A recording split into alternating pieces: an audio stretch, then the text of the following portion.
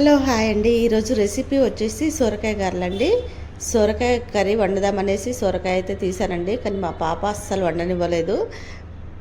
తర్వాత అయితే సరే సొరకాయ గారెలు చేస్తానంటే నేనే పొట్టు తీస్తా ఇవ్వని ట్రై చేసిందండి, కానీ తనకైతే తీయడం రాలేదు. మళ్ళీ తర్వాత నేనే తీశాను. సొరకాయనైతే తినాలంటే మా ఇంట్లో అందరికీ దుఃఖమే వస్తుందండి, ఎందుకంటే ఎవరికి సొరకాయ కూర అంటే నచ్చదు. ఒకప్పుడు నాకు కూడా అస్సలు నచ్చకపోయేదండి.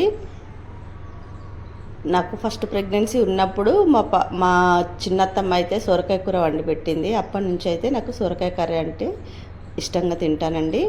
అంతకుముందు సొరకాయ కర్రీ అంటే నాకు కూడా అంతగా నచ్చకపోయేది. కానీ ఇప్పుడు సొరకాయ కర్రీ కాకుండా మనమైతే సొరకాయ గారెలు అయితే ట్రై చేద్దామండి. ఇదైతే సొరకాయ తీసుకొచ్చి చాలా రోజులు అవుతుంది. తీసుకొచ్చినప్పుడు లేతగానే ఉంది, కానీ చాలా రోజుల తర్వాత తీసుకున్నాం కాబట్టి కొంచెం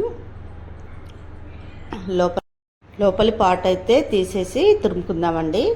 లేత సొరకాయ అయితే లోపలిది తీయాల్సిన అవసరం కూడా ఉండదు. డైరెక్ట్ అలాగే తురుముకోవడం కానీ మిక్సీ పట్టుకోవడం కానీ చేసినట్లయితే మనకు సొరకాయ గారెలు అయితే మంచిగా టేస్టీగా ఉంటాయండి.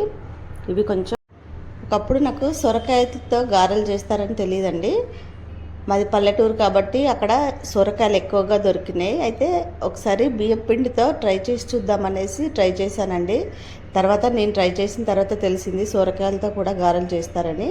కానీ నాకు తెలియకముందే నేను ట్రై చేశాను కాబట్టి సొరకాయ గారెలు అయితే చాలా బాగా కుదిరాయి. అయితే చాలామంది మనకు చెక్కలు అంటారు కదా, ఆ విధంగా అయితే చేసుకుంటారు. కానీ నేను ముద్దగారెల టైప్లో చేశానండి. అప్పుడు టేస్ట్ అయితే చాలా బాగా కుదిరింది. కానీ లేత సొరకాయ అయితే మాత్రం చాలా టేస్టీగా ఉంటుందండి. నేను చేసిన సొరకాయలు తినేసి మా ఊర్లో అయితే చాలామంది ట్రై చేశారండి. అందరూ చాలా బాగా ఉన్నాయని మెచ్చుకున్నారు. మనకు పెళ్ళైన కొత్తలో కాబట్టి అప్పుడు మెచ్చుకుంటుంటే మనకు గ్రేట్గా అనిపిస్తుంది కదా.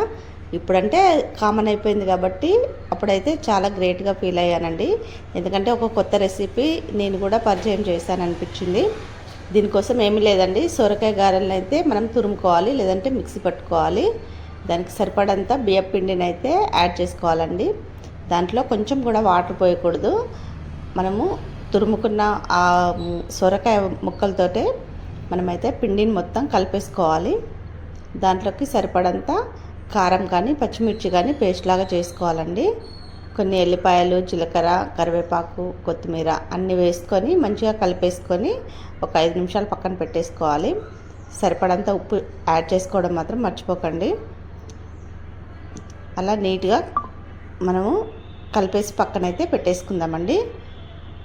ఈలోపు మనము ఆయిల్ని అయితే వేడి చేసుకుందాము. వేడైన ఆయిల్లో కొంచెం మీడియం ఫ్లేమ్లోనే పెట్టాలండి. అప్పుడే సొరకాయ గారెలు మెత్తగా మంచిగా ఉడికిపోతాయి. మీరు ముద్దగారెల టైప్ చేసుకోవాలనుకుంటే కొంచెం టేస్టీ కోసం తినే సోడాని అయితే యాడ్ చేసుకోండి. లేదు మామూలుగా చెక్కల్లాగా చేసుకుందామంటే సోడా కూడా అవసరం లేదండి. మనకు కరకరలాడితేనే సొరకాయ గారెలు అయితే చాలా టేస్టీగా అనిపిస్తాయి. మీకు ఏ విధంగా నచ్చితే ఆ విధంగా చేసుకోండి. ఈ వీడియో కనుక మీకు నచ్చితే ఖచ్చితంగా లైక్ చేసి సబ్స్క్రైబ్ చేయడం మాత్రం మర్చిపోకండి. మా అత్తవారి ఊరికి ఈ సొరకాయ గారెలకి, సొరకాయ కర్రీకి నాకు చాలా అనుబంధం అయితే ఉందండి. ఎందుకంటే ఒకప్పుడు సొరకాయ కూర అంటేనే నచ్చని నేను ఇప్పుడు సొరకాయతో చాలా రకాలుగా వంటలు అయితే చేసుకొని తినడం అయితే తింటానండి. కానీ మా పిల్లలు మాత్రం ఇప్పటికీ సొరకాయ కూర అంటే అంతగా ఇష్టపడరు. అదే సొరకాయ గారెలు చేస్తే కనుక చాలా ఇష్టంగా తింటారండి. ఇప్పుడు ఎండాకాలం కాబట్టి పిల్లలు ఇంట్లోనే ఉంటారు కాబట్టి వాళ్ళకి ఏదో ఒక స్నాక్ అయితే చేయాలి కాబట్టి ఖచ్చితంగా ఈ రెసిపీ అయితే ట్రై చేసి పిల్లలకైతే పెట్టండి, చాలా ఇష్టంగా తింటారు.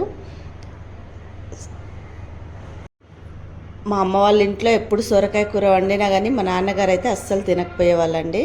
ఎందుకంటే తను సొరకాయ కూర తిన్నదంటే ఖచ్చితంగా తుమ్ములు అయితే స్టార్ట్ అయ్యేటి. మీకు కూడా ఈ విధంగా ఎవరికైనా సొరకాయ పడని వాళ్ళు ఉన్నారా? ఉంటే కామెంట్ చేయండి. మీకు కనుక ఈ రెసిపీ నచ్చేది ఉంటే ఖచ్చితంగా లైక్ చేసి సబ్స్క్రైబ్ చేయడం మాత్రం మర్చిపోకండి.